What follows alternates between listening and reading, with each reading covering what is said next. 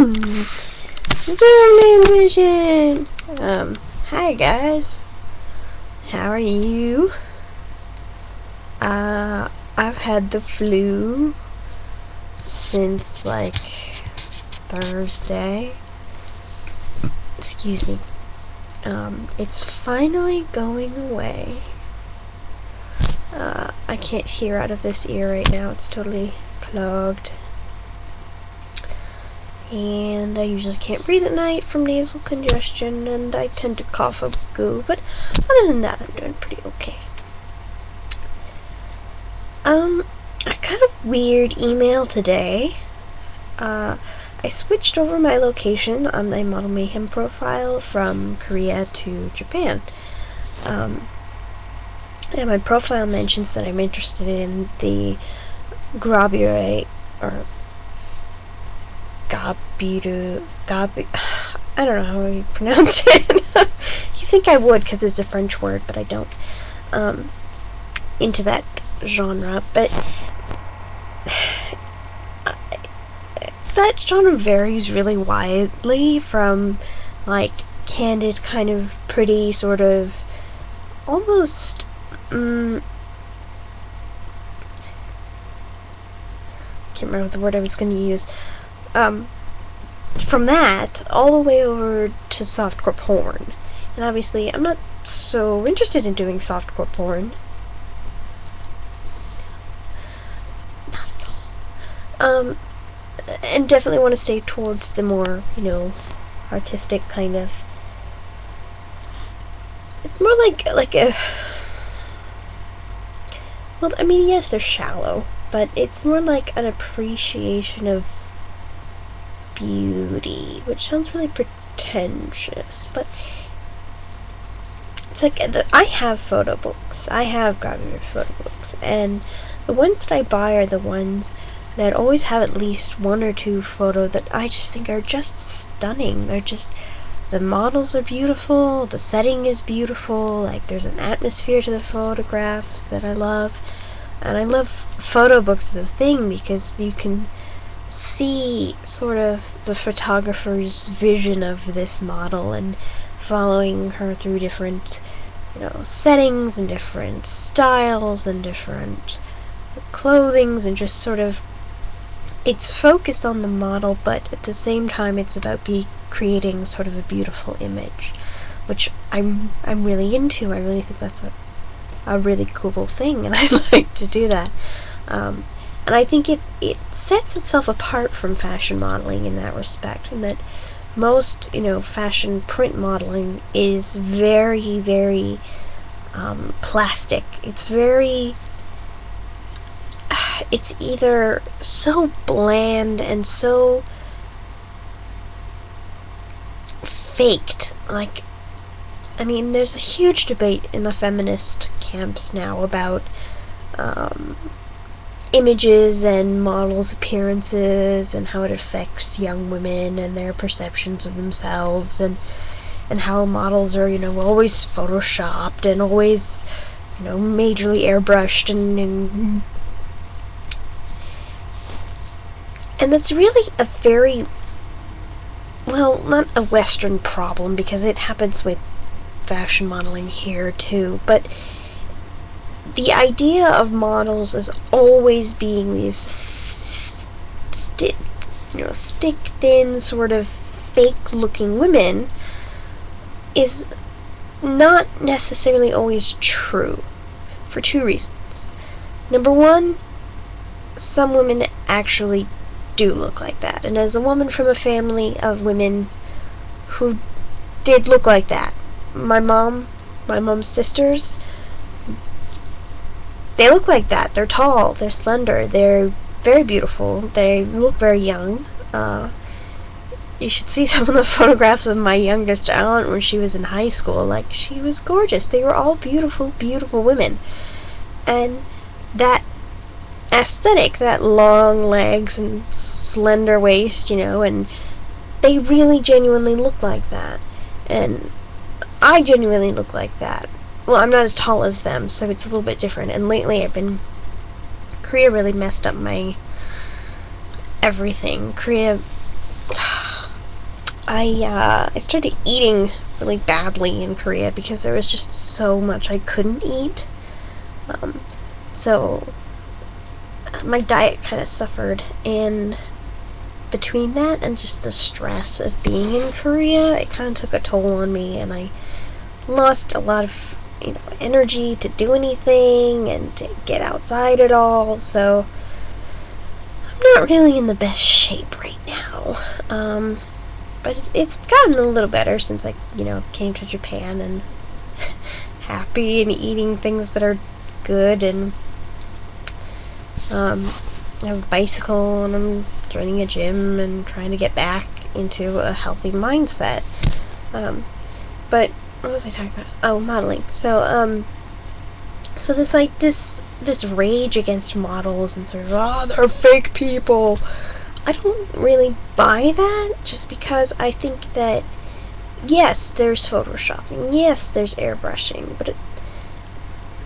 but to sort of take that out on the models seems misplaced to me. Like, the model is not the one leaning over the editor's shoulder going, oh no, you gotta make my stomach way skinnier than that. No, they're not doing that. A model does not have a lot of input in terms of how she appears in the final image. The last photo shoot that I did, when I got the proofed images back, he'd airbrushed me so much that there was no shadow of where my jawline was above my neck. It was just airbrushed completely all. It was strange, and I didn't have any say in how he did that, how he edited those photos, so I chose not to use them because I thought they weren't really representative of what I look like. So I think that taking it out on the models is not the way to go. Models kind of have enough on their plate. Like, really, let's leave the models be, okay? Take it out on editors, take it out on visual designers, take it out on the people who are the ones deciding how these images look, not on the people who are in them. And over here we have, well, there's sort of a crazy, it's mixed. On the one hand, you have the sort of fashion model aesthetic, where if you go through most magazines or catalogs, once you hit their weight loss section, it's terrifying. There are some frighteningly skinny women in these ads, but they're weight loss ads, so it's like, what are you expecting? They're pretty outrageous images. In terms of actual fashion models, Japanese women are just generally smaller, so it doesn't look quite as overtly odd to have someone with a really tiny waist and really tiny hips, because they're just really tiny women, kind of all over. Which of course isn't to say that all of them are, but in terms of fashion, like, they're not as tall, they don't have this big busts, like, they live on an island, their race is smaller, that's just how it works with, that's humanity. They eat less beef, that makes a big difference, they drink less milk, like, it's those sort of things that contribute. So, and gravure is so much about how a woman really looks. Like, I'm sure there's photoshopping going on in there. I'm sure there's airbrushing going on there. But to a certain extent, they sort of highlight this making of a beautiful image and making of an attractive image. That so much of it is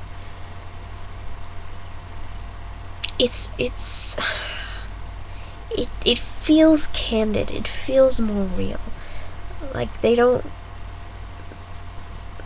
and then obviously the porny ones are different. The softcore porn ones are porny. You know, there's a lot of questionable imagery. Well, not questionable, but like, it's meant to titillate. It's not meant to be beautiful, which the photo books that I tend to collect are more towards the beautiful end, and they tend to be of actresses or models who later became actresses. So that's the kind of thing that I'm interested in. I'm interested in being someone's palette. I'm interested in being of someone capturing images of me that they see that I can't see or that I can't create on my own. So that brings me sort of back to where this was all starting, and then I got an email from a man who said he used to be an assistant in Gabriel's shoots and he wants to work with me. And he sent me, you know, some of the photos that he's taken, and some of them are the porny kind, and some of them are the not so porny kind. But I have two reservations. One is that I can't tell from his photographs what kind of images he's trying to create. Because he has done the whole series. So I don't know what he values from the genre. Two is my own self-consciousness about my body right now. My self-esteem about how I look from the neck down right now is very, very low. I've gained a lot of weight. Like, I got a comment on a video recently that I made 3 years ago. It was really hard for me to watch, actually, because I don't look like that now. Like, the video talks about how I wore a tank top underneath my shirt and I had no chest, and I can't do that anymore, not by a long shot. I have a pretty full B cup now. I am extremely curvy now, and some of that will go away as I lose weight and get back on track with having a healthy lifestyle, but I don't know how much of it will, and I don't know how quickly it'll happen. And part of my problem and the reason I've had self-esteem issues is that this very much doesn't feel like my body. Like, it changed so abruptly, like over the course of a year, that it felt like it was happening to me. Like, not that I was changing, but that something was happening to me, and something was wrong. So, I very much do not feel comfortable with myself right now. And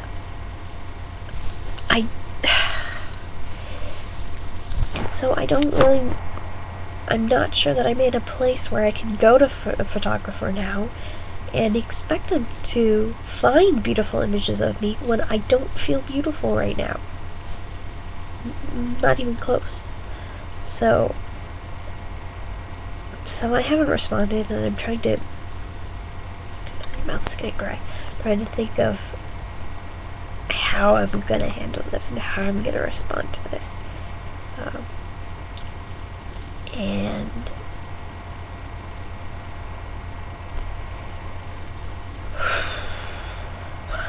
it's pretty much where I'm at. Like, I know what I want to do and I know what I want to be, but I'm not that right now.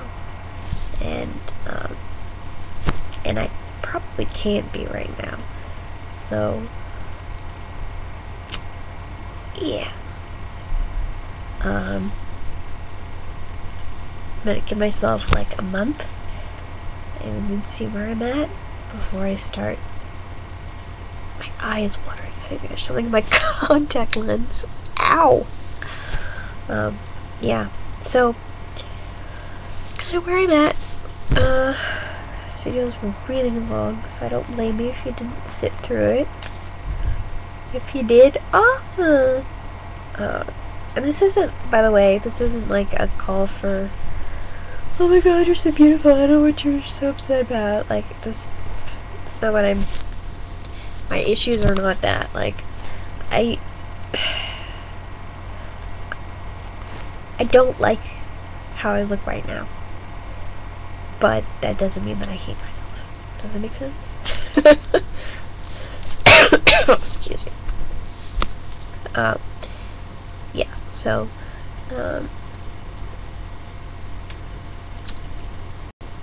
that's pretty much it.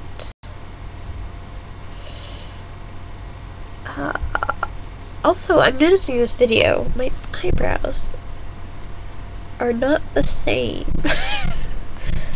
Huh. Head angle problem? I don't know. Eyebrows, man. I have a friend who, she does hers beautifully, and I just cannot do that, I don't know.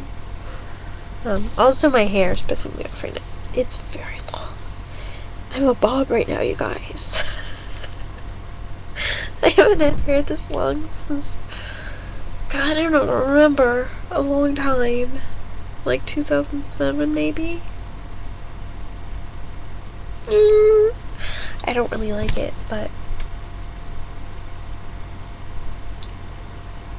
if I want to do modeling, I gotta grow it out.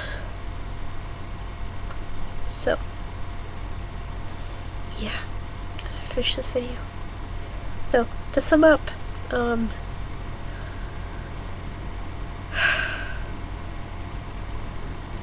not so happy with